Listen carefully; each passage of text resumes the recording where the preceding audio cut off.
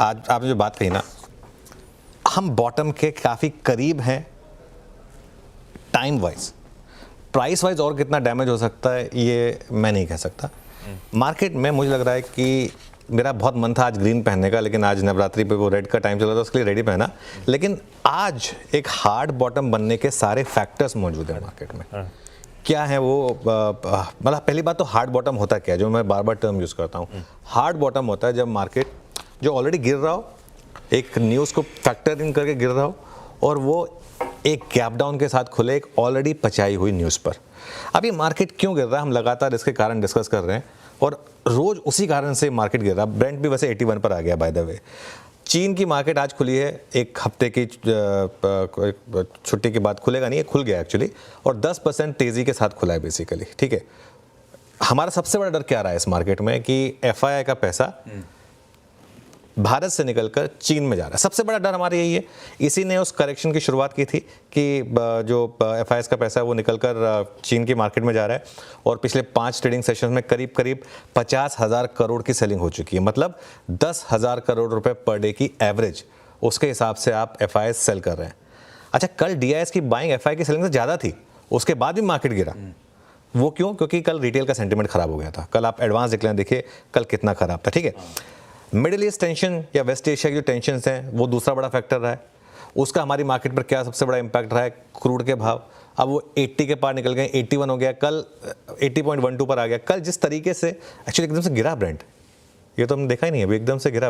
ये इंटरेस्टिंग है, 81 चला गया था, ये 80.12 पर आ गया। खैर, कल जब हम क्लोजिंग कर रहे थे हम पचा के गए थे 79.9 तो देख ही लिया था, तो 80.1 और 79.9 में क्या फ़र्क है, तो ये भी हम पचा के गए थे।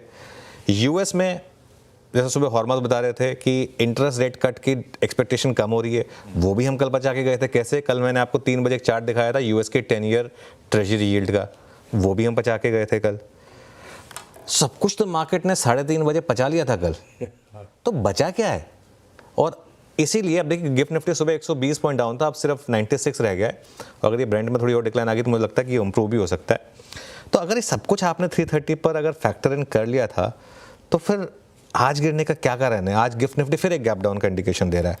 अब मैं कुछ और फैक्टर्स पर आता हूँ जिसको मैं कह रहा हूँ कि एक हार्ड बॉटम के साइन है। कल का एडवांस डिक्लाइन 1:9। कल पोर्टफोलियो में पेन था। पिछले हफ्ते भले ही मार्केट गिरा हो, लेकिन मिड कैप नहीं गिरे थे या कम गिरे थे। कल वो पूरा का पूरा खेल हो गया वहाँ पर। पूरे साल का सबसे खराब में से एक, सबसे खराब नहीं था, पूरे साल के सबसे खराब में से एक था, लेकिन 1:9 का एडवांस डिक्लाइन करीब करीब।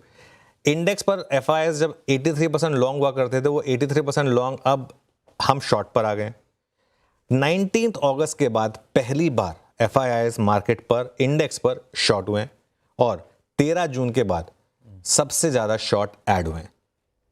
पुट कॉल रेशियो 0.67 पर आ गया है।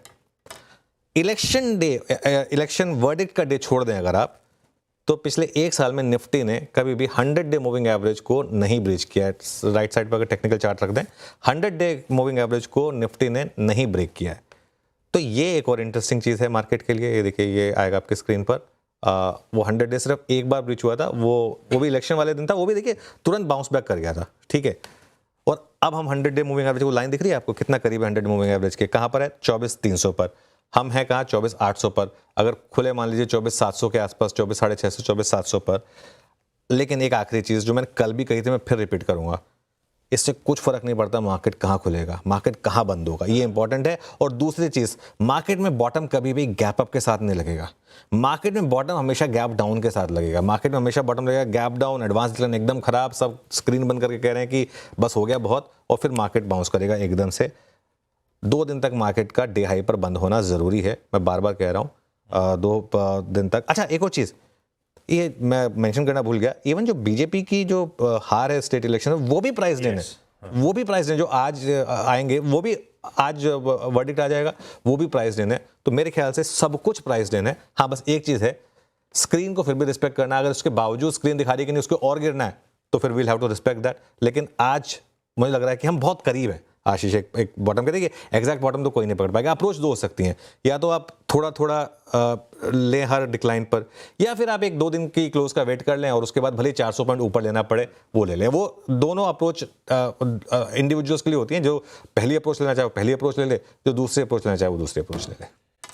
बहुत